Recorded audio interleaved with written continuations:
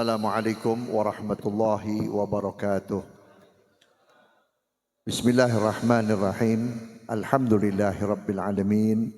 Wa bihi nasta'inu ala umuri dunya waddin.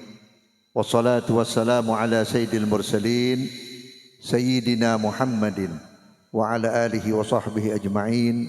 Allahumma salli ala nuril anwar wa siril asrar wa tiryakil aghyar wa miftahi babil yasar Sayyidina Muhammadin al-Mukhtar wa alihi al-adhar wa ashabihi al-akhyar adada ni'amillahi wa ifdalih.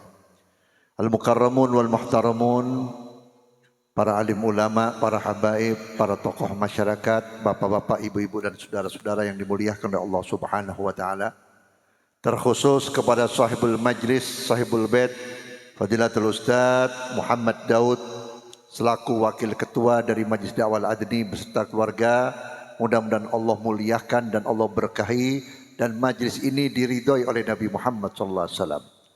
Al-Mukarram wal Muhtaram Bapak Ki Haji Sugandi selaku MUI, Bapak Ki Haji Irwan Asadullah pimpinan Ponpes Darul Adni Parung, Al-Mukarram wal Muhtaram Ki Haji Ismail Ishaq, Al-Mukarram wal Muhtaram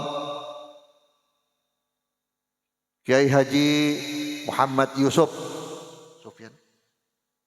Supandi yang sama-sama kita hormati, dan juga tidak terlupakan kepada segenap jajaran pengurus Majlis Dakwah Al-Adni di masing-masing wilayah yang hadir pada hari ini. Mudah-mudahan dimuliakan oleh Allah Subhanahu wa taala. Saudara-saudara, tadi penjelasan Maulid ini sudah cukup luar biasa. Terakhir disampaikan oleh Ki Haji Ismail dengan ijazah yang membuka pintu rezeki kita, yang membuka semua kesulitan kita, tinggal kita amalkan, dan insya Allah di hari ini dan seterusnya apa yang kita hajatkan dikabulkan oleh Allah Subhanahu wa taala. Saudara-saudara, kita berharap jangan sampai kita diusir oleh Nabi Muhammad. Kita jangan sampai dikeluarkan dari barisan Nabi Muhammad. Sebab ada umat-umat yang mengaku umat Nabi Muhammad, pada hakikatnya sudah dikeluarkan dari barisan Nabi Muhammad. Siapa mereka itu? Mereka itu yang disebut oleh Nabi Muhammad, laisa minni mandu hasadin wala namimatin wala kahanatin wala ana minhu. Bukan dari golongan umatku. Artinya keluar dari barisan Nabi Muhammad. Tidak diakui oleh Nabi Muhammad SAW. Na'udzubillah. Siapa? Mereka yang memiliki sifat hasud. Hati-hati. Sifat hasud ini sifat yang paling bahaya. Setan dilaknat oleh Allah karena sombong terhadap Nabi Allah Adam, hasud kepada Nabi Muhammad. Dilaknat ila yaumil qiyamah. Dan orang yang hasud itu pasti punya sifat takabur. Setiap orang hasud pasti sombong. Setiap orang sombong pasti hasud.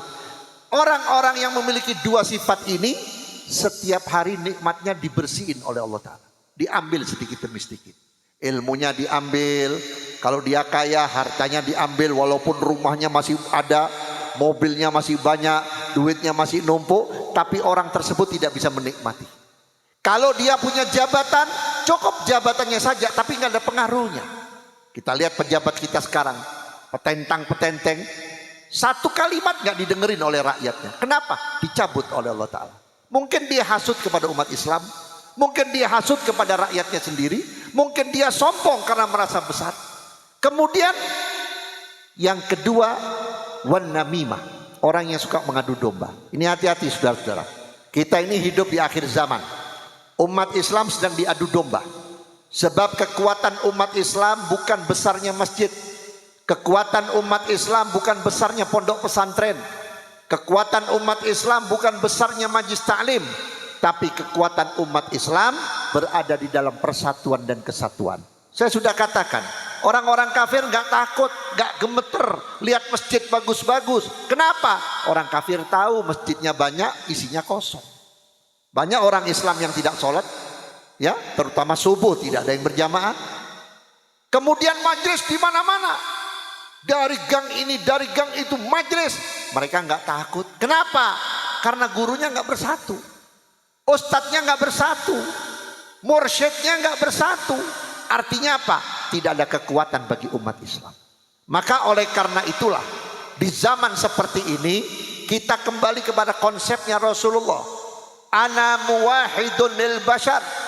Aku ini diciptakan oleh Allah untuk menyatukan umat. Saudara tahu, di dunia ini macam-macam kondisi umat. Ada yang kaya, ada yang fakir. Ya, ada yang bodoh, ada yang alim, ada pejabat, ada rakyat. Semuanya diberi jabatan, semuanya diberi tugas. Sehingga Nabi pernah menyatakan dalam hadis, qiwamud dunya bi arba'ati asya. Negeri itu akan kuat, negeri itu akan kokoh dengan adanya 4 ini. Apa yang 4 ini? Bi adlil umara. Pertama, dengan adilnya para pemimpin.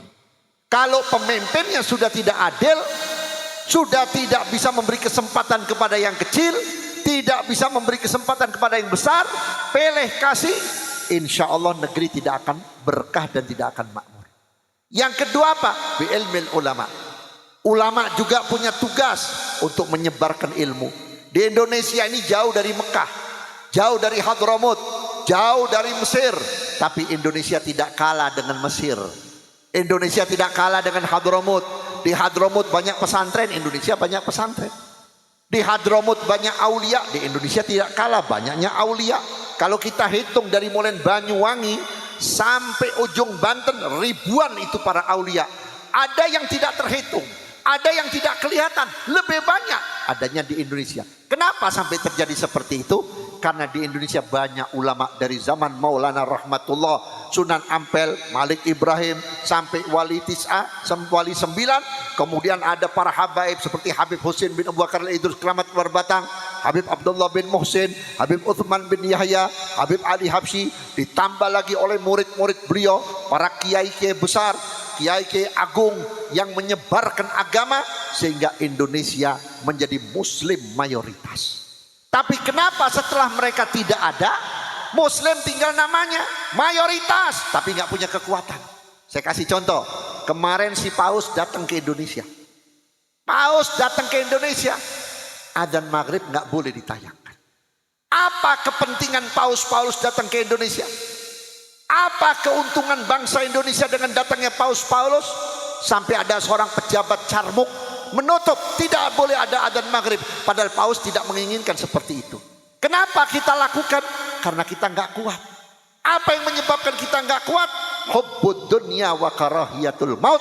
Karena kita terlalu cinta kepada dunia sehingga takut mati bela agama Allah Subhanahu wa taala. Maka oleh karena itulah ditekankan oleh Rasulullah, laisa minni man dzu hasadin. Bukan dari golongan umatku orang yang punya sifat hasud. Wala kahanatin, orang yang suka main dukun-dukunan. Zaman sekarang nggak usah pakai main dukun-dukunan. Antum punya hajat sudah dikasih oleh Allah lewat ratib. Baca ratib. Ratib Al-Idrus ini seperti air.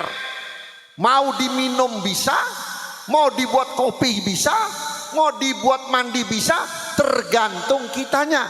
Antum baca ratib niatnya apa? Mau sehat, insya Allah sehat. Antum mau baca ratib niatnya apa? Mau kepengen dapat ilmu, insya Allah dapat futuhnya ilmu. Walaupun kita ngajinya nggak banyak, ilmunya banyak. Kita baca ratib Al-Idrus tujuannya apa? Kepengen rezeki, insya Allah yang baca ratib Al-Idrus insya Allah rezekinya banyak. Lihat Jamaah Al-Adni, ya, nggak punya pabrik, nggak punya apa, tiap hari ngopi ngerokok, ngopi ngerokok. Sampai masyarakat yang lewat ngomong, ini anak-anak pagi ngerokok, pagi ngopi. Saya pulang masih ngerokok, masih ngopi. Duitnya dari mana? Jangan-jangan miara tuyul. Ternyata berkah karomah daripada ratib itu. Saudara-saudara hadirin saya hormati, mudah-mudahan pesan-pesan Rasulullah ini bisa kita amalkan dan kita berharap kita bersatu. Wabil khusus Jamaah Al-Adni beserta para pengurusnya, para asatidnya, para habaibnya bersatu. Sebab dengan kesatuan ini doa kita lebih kuat. Coba kalau kita baca ratib sendiri, diijabah tapi lambat. Tapi kalau kita bareng-bareng seperti ini, baca ratib, ada satu orang yang diijabah, semuanya diijabah oleh Allah Subhanahu wa taala. Mungkin ini dapat saya sampaikan, waktu sudah menjelang asar. Insya Allah kurang dan lebihnya mohon maaf. Assalamualaikum warahmatullahi wabarakatuh.